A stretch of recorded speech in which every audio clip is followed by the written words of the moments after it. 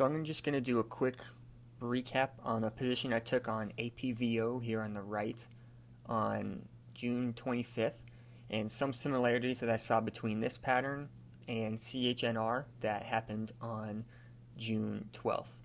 So remember APVO, I saw it gapped up really big from the 5s up to the 9s, and it had a low float. Float was under 3 million that day, so it was low float runner. I've seen a lot of these recently. So the first thing I was thinking watching this pre-market was I want to see if the gap can hold some of its gains, see if it can consolidate, maybe put in a double bottom or a higher low below VWAP and then break out above VWAP. And in the back of my head, I was thinking how similar the pre-market action on this, on APVO, was to CHNR here on the 12th. And I was thinking maybe you could do the same kind of thing, maybe put in a couple low of days and then trap some people and then break up through VWAP. So in the end of the day, I was right. However, I did mismanage the trade pretty badly.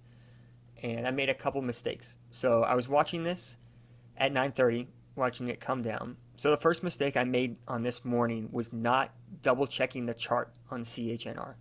So it was good of me to remember the play and remember a good idea of what happened. However, I should have looked at the CHNR chart that morning, which I didn't. So I didn't have a very clear image of what I was thinking APVO would do. I was just trying to pull it from memory.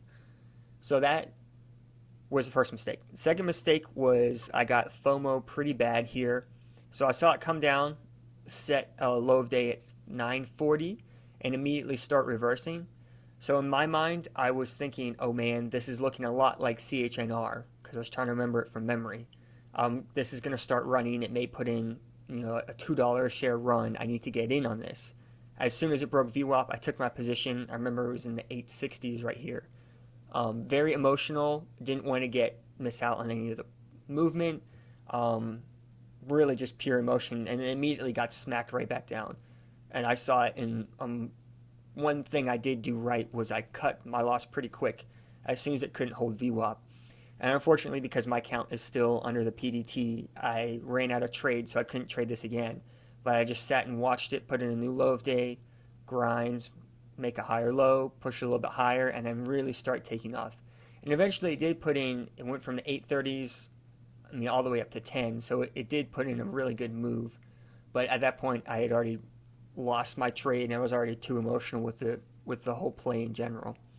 So I think the really big mistake was not double checking the chart, because as I can see now, these were almost identical, even to the point of sell-off down until 940 area,